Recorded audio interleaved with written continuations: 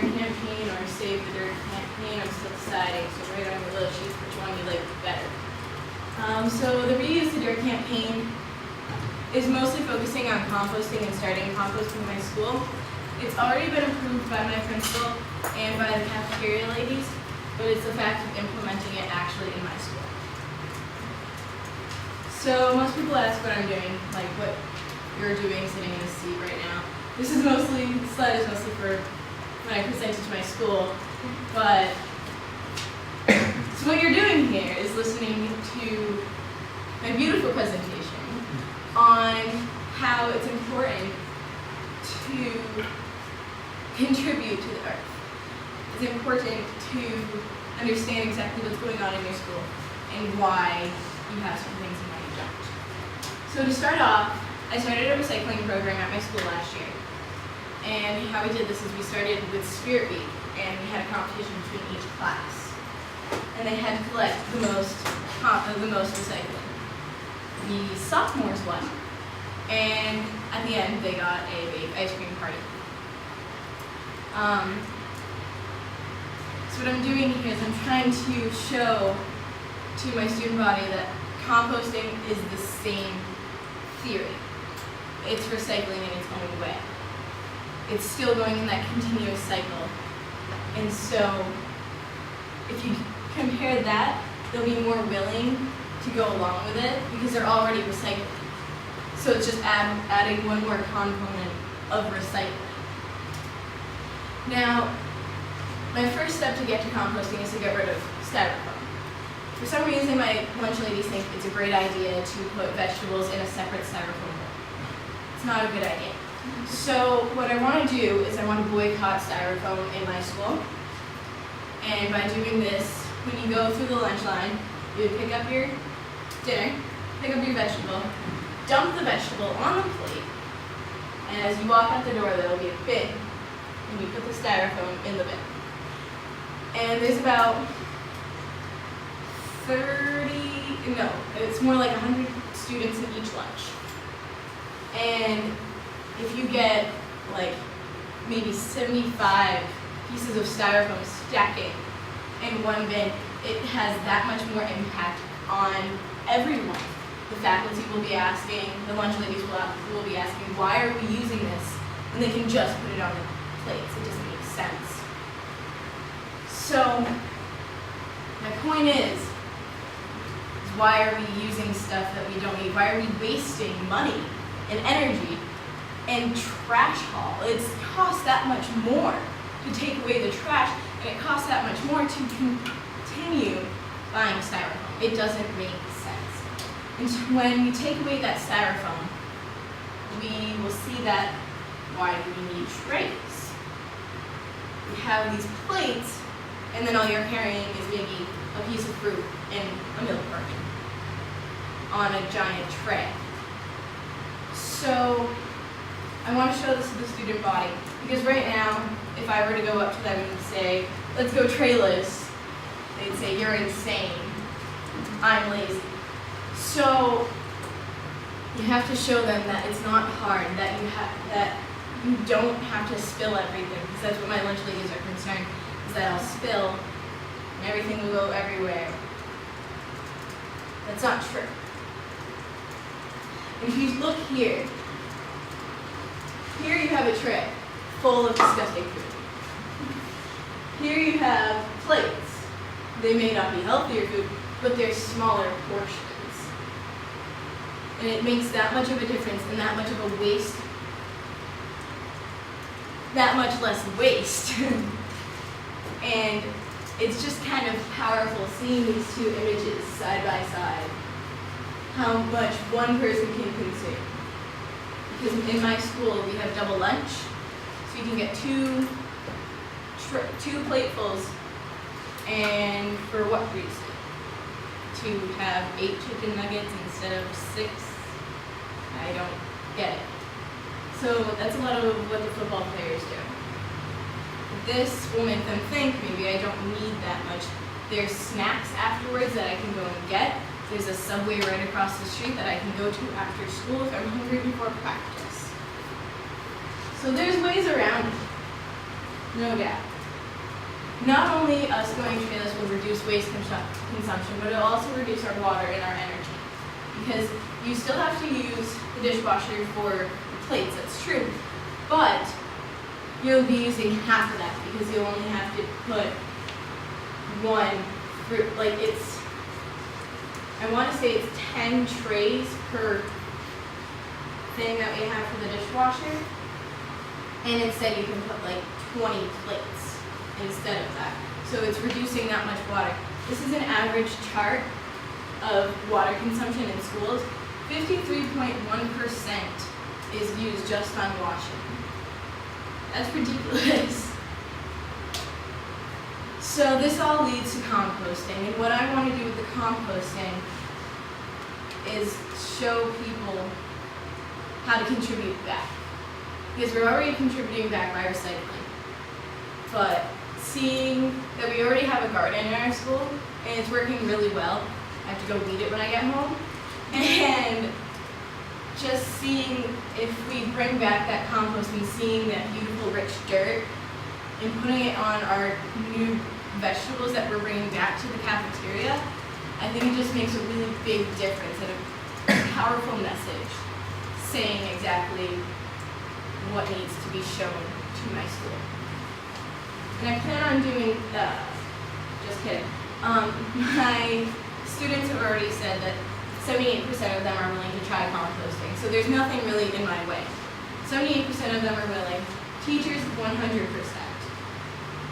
These are just different variables, like some are, only 22% said not really. And then everyone else said, in a way, yes, I'm willing to try. And that's all we ask for.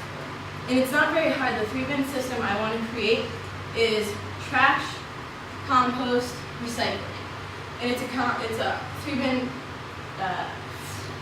3-bin cycle that I've seen at one of my local festivals, and it works really, really well. And I'm building these structures. When I get home, I've gotten permission from our local man lumber, and he's willing to donate us the wood to build 2 of these structures to go on either side of my cafeteria.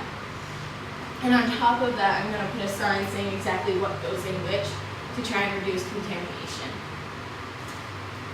So my influences are mostly Marlene Lawton, who's my cafeteria director. She approves of the trayless as long as there's no spilling. And she also approves of the composting. But she still has a problem with that because they tried composting before and it didn't work because they couldn't get the plates quick enough to wash them off. I don't really understand exactly, but it's their system, so I leave that to them. But that's my train of thought. So I've gotten her approval. My principal, he's new and he's already approved of it. He is in full support. And the students are the most influenced. Showing that we can make a difference through this styrofoam will be the biggest thing that we've done as a student body and as a community. And that is what I think is most important, is that we work together with this. So the students will ask, why should I do this? Why should I even be passionate about it? And it's the fact that not only is it your earth, it's also, I'll give you a pizza party. I'm gonna, as Gray and both Dan and even Davis suggested, get all the sports teams and the clubs together and have a competition for the composting and for the styrofoam and see who can collect the most, see which team can collect the most. And by this, it'll motivate them to continue on, and which will, as long as the environmental club continues on with this tradition, it'll continue on after I leave as a senior. This isn't going to cost anything because, as I said before, Man Lumber is donating all of the wood that we need to make this structure. And for the trayless movement, it's not going to cost anything to haul away because we're donating everything to the Salvation Army. Mr. Elliot Higgins has already said that he's willing to take them on so they can have serving trays for their food things. My resources include the NHS body. They will helping me be taking out, by taking out the compost. They'll be helping me build the compost. They need community service hours and I need labor. Environmental Club will do the same thing. So I have them. The custodians have been a real help. He's giving me all of these facts that I need on energy as soon as I get back. And my mentor has been the biggest help of all. She's been with me this whole time and she's giving me all these resources and she's giving me all these things that I need to consider, which I've put into hours and hours of research, and it's worked. So, last thing is to get started, and how I plan to do that is I've already reached out to Jamie Oliver, and I've asked him if he could come and maybe do a seminar or even try and give me some advice to try and how to go about the whole styrofoam and about the healthier eating, because student government food is not good. So I reached out to him. I reached out to my class president, to NHS president. She's willing to help me out. So now all I need to do is get home and start building. Thank you.